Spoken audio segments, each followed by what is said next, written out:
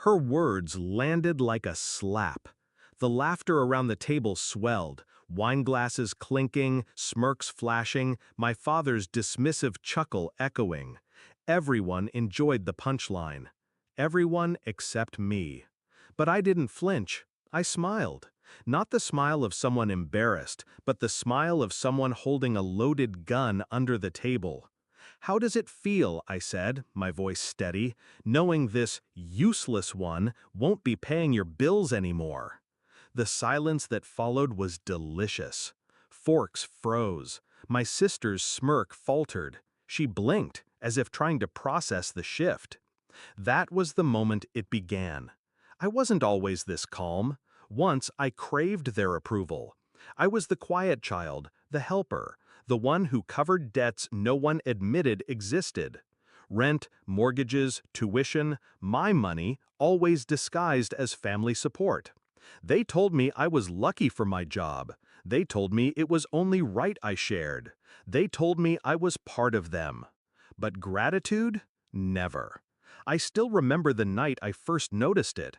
My sister, bragging at her friend's party about her hard-earned lifestyle. She was standing in front of a car I had bought, talking about vacations I had funded. Not once did she mention me. That was when the first crack split open. The betrayal didn't scream, it whispered. A credit card statement with charges I hadn't made. A sudden transfer missing from my account. Then I learned the truth. My father had been quietly wiring my money into their accounts. Just temporary help, he claimed. My mother called it family duty. But the moment that ended it for me was hearing my sister laugh on the phone, calling me the family ATM. I didn't confront them, not then. I didn't cry. I studied. I planned. They thought my wealth was luck. It wasn't. It was work. Investments, quiet risks, companies I built under names they never bothered to ask about. They knew I had money, but not how much. Not the empire. Not the $74 million portfolio I had stitched together behind the curtain of their ignorance. They had no idea they lived in a house still standing because of me. That their credit scores were intact because I was the one paying the minimum balances when they forgot. They believed I was weak. I let them believe it, because weakness is camouflage. My plan was simple: patience. Let them mock, let them drain. Keep the mask intact until I was ready. I set up a system months before that dinner. A single command would sever their financial lifelines. Auto payments canceled, accounts unlinked, cards deactivated. No warning, just silence where money used to flow. All I needed was the right moment. And my sister, God bless her cruel little tongue, handed it to me in front of everyone. Back at the table, I watched their faces shift. Confusion first, then dawning horror as my words sank in. "What do you mean?" my father asked, voice tight. I sipped my wine. "Exactly what I said. You'll figure it out soon enough."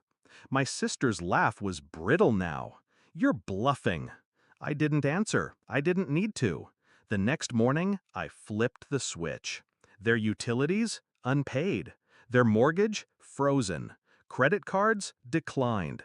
College funds they thought they still controlled? Gone. By noon, the calls began. First from my mother, angry, shrill. Then my father, furious, demanding. Then silence, as they realized rage wasn't currency. I sat by the ocean, coffee in hand, the air warm against my skin. Honolulu was quiet that morning, the waves carrying away years of resentment with each pull. For the first time, I wasn't their ATM. I wasn't their shame. I wasn't their scapegoat. I was free. The climax came days later when my sister showed up at my door. Her mascara streaked, her voice cracking. "You can't just cut us off. We need you." I looked her dead in the eye, calm, steady. "You needed me," I said, "but you wanted me to believe I was nothing. Turns out nothing was keeping you alive. She broke then, not with apologies, she wasn't built for that, but with silence. That silence was worth every cent I had ever spent on them. Do I regret it? No. People ask if vengeance feels hollow, if freedom feels lonely. It doesn't. It feels like breathing for the first time. Because revenge wasn't the goal. Clarity was. And the truth is, family who treats you like a wallet isn't family. They're parasites, and parasites only survive as long as you feed them. So yes, at that dinner, they laughed at me. They called me useless. But useless people don't hold empires. Useless people don't flip a switch and watch an entire house of leeches collapse. No, useless people beg, and that's exactly what they're doing now. And me? I'm sitting here, the waves brushing against the shore, glass in hand, finally smiling without restraint, because the most useless one turned out to be the only one who never needed them at all.